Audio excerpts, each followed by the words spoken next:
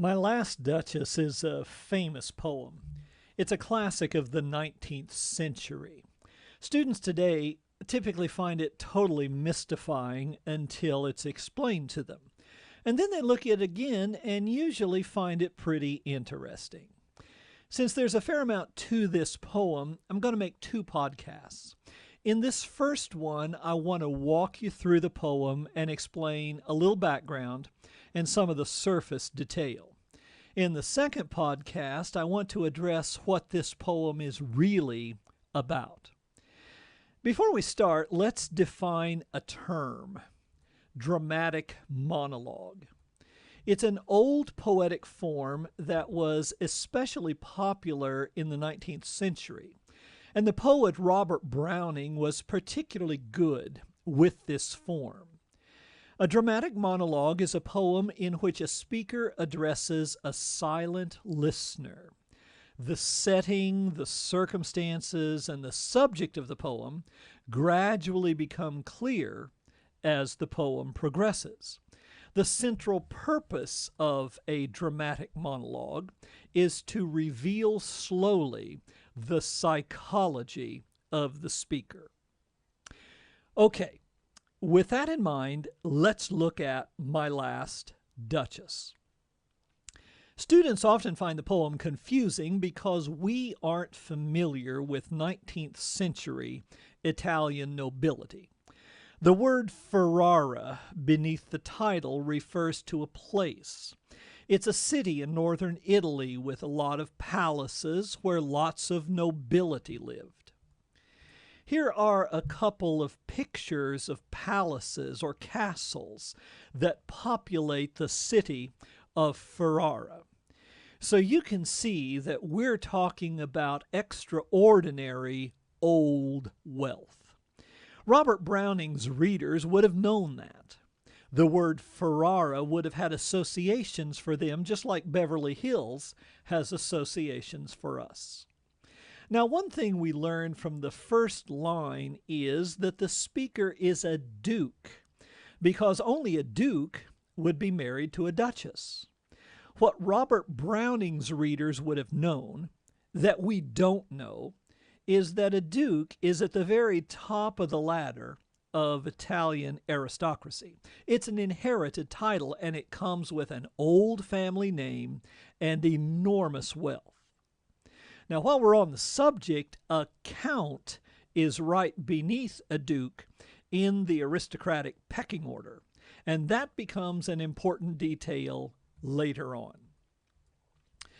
That's My Last Duchess, painted on the wall, looking as if she were alive. I call that piece a wonder now.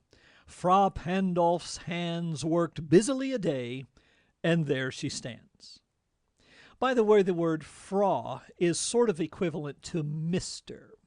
So, the Duke is speaking to somebody we don't know who yet, and is showing this person a painting of his last Duchess. Fra Pandolf was the painter of this wonderful piece, and he worked many days on it. "'Twill it please you, sit and look at her?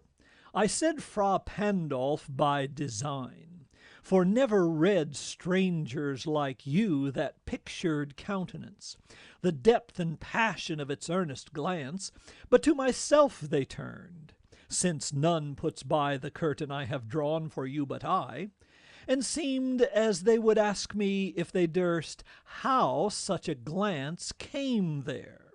So, not the first are you to turn and ask thus." Okay, well, what do we have going on here? First, there are some big words. Countenance means face. So, that pictured countenance refers to the face of the painting. There's depth and passion in her eye, her earnest glance. And people who look at the painting wonder about that. They ask, how did such an expression come to be on that face? Also note the parenthetical expression, "since none puts by the curtain I have drawn for you but I." Paintings in these big castles or palaces were often worth a fortune. To keep them from fading, often they were covered by heavy curtains.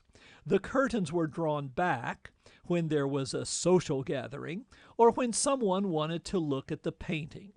The speaker, the Duke, makes it clear that he is the only one who draws this curtain back and lets others see it. But what about this expression, this earnest glance? In the following lines, the Duke explains how it came to be there, and we begin to learn that he's not too pleased with his Duchess. Sir, 'twas not her husband's presence only called that spot of joy into the Duchess' cheek. Perhaps Fra Pandolf chanced to say, "Her mantle laps over my lady's wrist too much," or "Paint must never hope to reproduce the faint half-flush that dies along her throat." Psht! Such stuff was courtesy, she thought, and cause enough for calling up that spot of joy. She had a heart, how shall I say, too soon made glad, too easily impressed. She liked whate'er she looked on, and her looks went everywhere. Psh, sir, 'twas all one. My favor at her breast, the dropping of the daylight in the west, the bough of a cherries some officious fool broke in the orchard for her, the white mule she rode with round the terrace, all and each would draw from her alike the approving speech, or blush at least.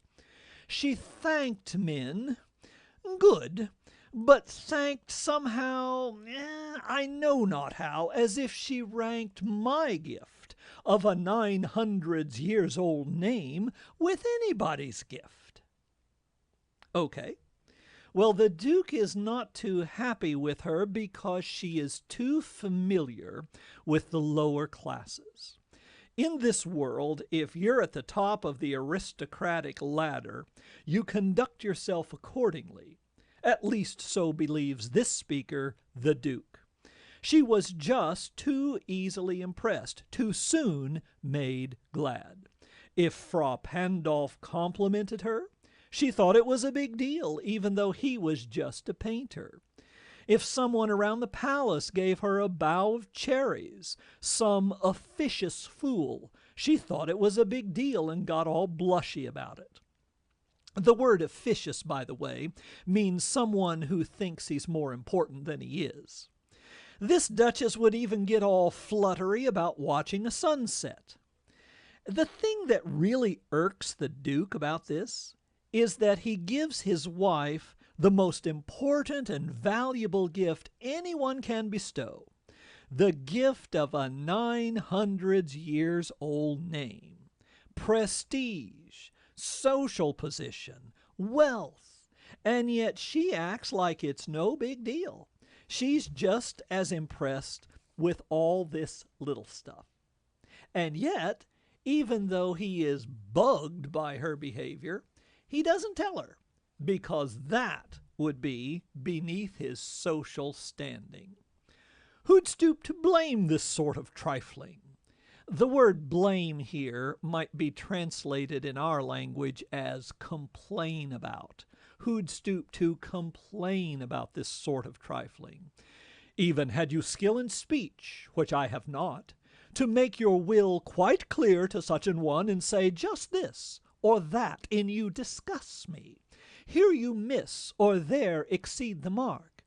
And if she let herself be lessoned so, nor plainly set her wits to yours forsooth and made excuse, e'en then would be some stooping, and I choose never to stoop. So, he says, even if I were really good at words, which I'm not, even if I could find just the right way to tell her that this and that behavior is disgusting to me, and supposing that she didn't even argue with me, set her wits against me, and even if she changed her behavior, let herself be lessoned so, even so, that would be socially stooping, and he's not going to do that. I choose never to stoop. Oh, sir, she smiled, no doubt, whene'er I passed her, but who passed without much the same smile? This grew, I gave commands, then all smiles stopped together. Let's come back to that in just a minute. Let's finish reading the poem first. There she stands as if alive. Now he's pointing to the painting. It's so lifelike that it's almost like she's standing there. Will it please you rise? We'll meet the company below then. I repeat, the Count, your master's known munificence, munificence means generosity, is ample warrant that no just pretense of mine for dowry will be disallowed, though his fair daughter's self, as I avowed at starting, is my object. Nay, we'll go down together, sir. Notice Neptune, though, taming a seahorse, thought a rarity, which Claus of Innsbruck cast in bronze for me. So, we learned something important about who the listener is in these last lines. The listener is a messenger or emissary who works for a count. Now, a count is an Italian aristocrat, but a notch below a duke. We also learn what these two are talking about. They're talking about the count's daughter, whom, if the negotiations work out, will marry the duke. Apparently, they're upstairs in this palace having a private conversation. Perhaps there's a party or social gathering going on downstairs. In any case, the Duke refers to going down together, going down the stairs. The last 2.5 lines confuse people. Remember, this is a palace full of art. The Duke points out a piece of bronze art that the artist Claus of Innsbruck made for him. This bronze piece of art is of Neptune, the god of the sea, taming a seahorse. Okay, now that's a quick run-through of the poem. Now that we kind of know the details and the context in this short video, I want to address what this poem is really about in the next one.